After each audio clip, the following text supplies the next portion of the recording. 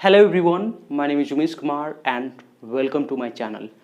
दोस्तों, आज मैं इस वीडियो में आप लोगों को सिखाने वाला हूँ व्हिच का यूज, खास के स्पोकन इंग्लिश में व्हिच का इस्तेमाल कैसे करते हैं। चलिए देखते हैं दोस्तों। आज हम लोग सीखेंगे व्हिच का यूज स्पोकन इंग्लिश में। सबसे पहले मैं आपको बताऊंगा रिलेटिव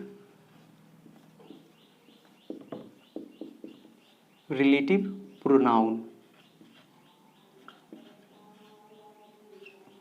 रिलेटिव प्रोनाउन में व्हिच का इस्तेमाल कैसे करते हैं। देखिए, जब भी हम लोग व्हिच का इस्तेमाल रिलेटिव प्रोनाउन में करते हैं तो इसका सेंस हो जाता है जो। क्या होता है? जो। अब देखिए इसको कैसे यूज करेंगे। सपोज आप किसी किताब की दुकान पे जाते हैं और कोई किताब देखते हैं और बोलते हैं कि यही वो किताब है जो मुझे चाहिए, यही वो किताब है जो मुझे चाहिए। तो दोस्तों, आप इसको कैसे यूज करेंगे, देखिए कैसे बनाएंगे, कैसे बोलेंगे। आप बोलेंगे this is the book, this is the book which I want, this is the book which I want, यही वो किताब है जो मुझे चाहिए। जिस किताब को तुम ढूंढ रहे हो वह यहीं पे है, जिस किताब को तुम ढूंढ रहे हो वह यहीं पे है। द बुक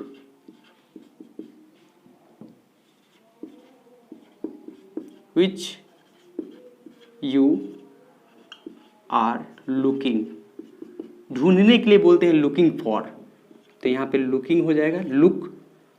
लुक होता है तो लुकिंग फॉर हो जाएगा। ढूंढ रहे हो ना तो लुकिंग फॉर। कहाँ पे है? यहीं पे है तो is here.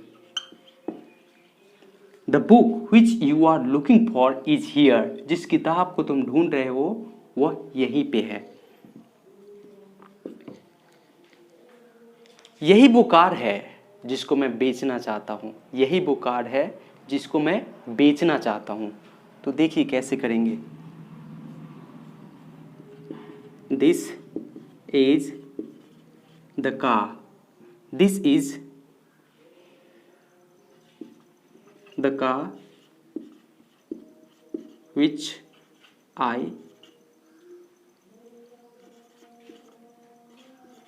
I want to sell, which I want to sell, this is the car which I want to sell, यही वो कार है जिसको मैं क्या करना चाहता हूँ? बेचना चाहता हूँ। यही वो कार है जिसको मैं बेचना चाहता हूँ। दूसरा यूज हम लोग फॉर व्हिच यानी व्हिच के साथ अगर फॉर लगाते हैं तो इसका मीन्स हो जाता है जिसके लिए। अब एग्जाम्पल के माध्यम से समझिए।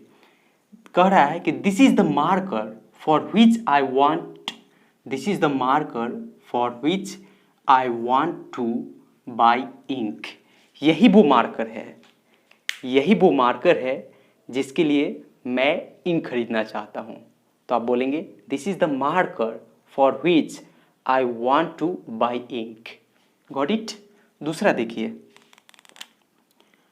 This is the office for which I need furniture, यही वो ऑफिस है, यही वो ऑफिस है जिसके लिए मुझे फर्नीचर की ज़रूरत है। तो आप क्या बोलेंगे? This is the office for which I need a furniture. Got it? उसके बाद है this is the room for which I need a bed, यही वो कमरा है जिसके लिए मुझे एक बेड की ज़रूरत है। This is the room for which I need a bed. Got it? समझ में आ रहा है दोस्तों? तो इस तरह से हम लोग फॉर विच का इस्तेमाल करते हैं। अब देखिए थर्ड में, जब व्हिच के साथ इन का यूज करते हैं, व्हिच के साथ जब इन का यूज करते हैं तो जिसमें, इसका मीन्स हो जाता है जिसमें। देखिए एग्जाम्पल के माध्यम से, this is the room in which I sleep, यही वो कमरा है जिसमें मैं सोता हूँ। This is the room in which I sleep, got it.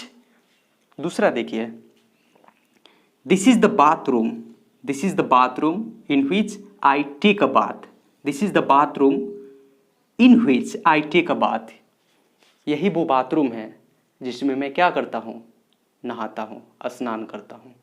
दोस्तों तो इस तरह से हम लोग इन विच का इस्तेमाल करते हैं। देखिए उसके बाद है ऑफ विच, ऑफ विच यानी ऑफ विच का मतलब क्या होता है, जिसका।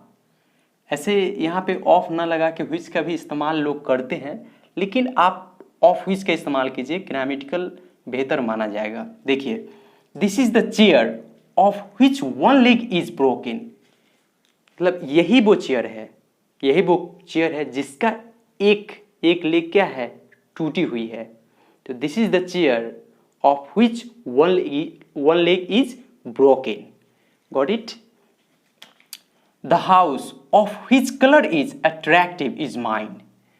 The house which color is attractive is mine. वह घर जिसका कलर अट्रैक्टिव है वह किसका है, मेरा है। तो इस तरह से हम लोग गाइज ऑफ विच का इस्तेमाल करते हैं। दोस्तों आप समझ रहे होंगे कि कैसे विच का इस्तेमाल करते हैं, बट आपको इसका यूज करना पड़ेगा, आपको इस पर प्रैक्टिस करना पड़ेगा। एक कहावत सुने हैं ना कि practice makes a man perfect. जैसे जैसे आप प्रैक्टिस करेंगे वैसे वैसे आप परफेक्ट हो जाएंगे और आप फ्लुएंट इंग्लिश बोलने लगेंगे। तो आपको ज़रूरत है प्रैक्टिस की, आप जितना ज़्यादा हो सके आप प्रैक्टिस कीजिए। उसके बाद देखिए आफ्टर व्हिच, आफ्टर व्हिच का मतलब होता है जिसके बाद। आफ्टर व्हिच का मतलब जिसके बाद। जैसे देखिए एग्जाम्पल, आई स्लैप्ड हिम, आई स्लैप्ड मीन्स क्या होता है, थप्पड़ मारना यानी चाटा मारना। तो मैं उसे क्या किया, चाटा मारा। आफ्टर व्हिच जिसके बाद, ही गॉट एंग्री जिसके बाद क्या हो गया, वह गुस्सा हो गया। After which he got angry. उसके बाद देखिए दूसरा example, he slapped me after which I got angry. वह मुझे चाटा मारा जिसके बाद मैंने क्या हो गया, गुस्सा हो गया, मैं क्या हो गया, गुस्सा हो गया। After which I got angry. उसके बाद देखिए ऑन विच, ऑन विच का मतलब जिस पर या किस पर। ऑन विच का मीन्स हो जाता है जिस पर या किस पर। देखिए this is the bench, this is the bench on which I seat. यही वो बेंच है जिस पे मैं क्या करता हूँ, बैठता हूँ। This is the bench on which I seat. उसके बाद है this is the table, this is the table on which he was jumping, this is the table on which he was jumping। इसको इस तरह से भी कर सकते हैं दोस्तों। देखिए यहाँ पे देख लीजिए, इसको इस तरह से भी कर सकते हैं। दिस इज तो पहले लगा सकते हैं और दिस इज द टेबल पहले लगा सकते हैं और ऑन आप लास्ट में भी लगा सकते थे। This is the table which he was jumping on, इस तरह से भी कर सकते हैं, इस तरह से भी कर सकते हैं, या फिर which on भी कर सकते हैं, which on पहले भी कर सकते हैं आप, ठीक है। तो ये आपके ऊपर डिपेंड करता है, आप जैसे भी यूज़ कर लीजिए, सब सही है। लेकिन आपको इस तरह से भी यूज़ कर सकते हैं, this is the table which he was jumping on, या फिर this is the table on which he was jumping। इस तरह से भी हम लोग यूज़ कर सकते हैं दोस्तों। तो ये था which का इस्तेमाल। दोस्तों यदि आप मेरे चैनल के न्यू व्यूअर हैं तो आपसे बस एक ही रिक्वेस्ट है कि आप मेरे चैनल को सब्सक्राइब कीजिए, बेल आइकन को दबाइए ताकि आप तक नया नोटिफिकेशन पहुंच पाए। और दोस्तों जब भी आप वीडियो देख रहे होते हैं तो आप जो वीडियो का पिक्चर क्वालिटी होता है उसको एकदम हाई पे लगा के उसके बाद देखिए, ताकि आपका जो भी लेटर है वो आपको क्लियर दिखाई दे, राइट। और आप सब्सक्राइब कैसे करना है, कुछ लोग को पता नहीं है, मैं बता देता हूँ।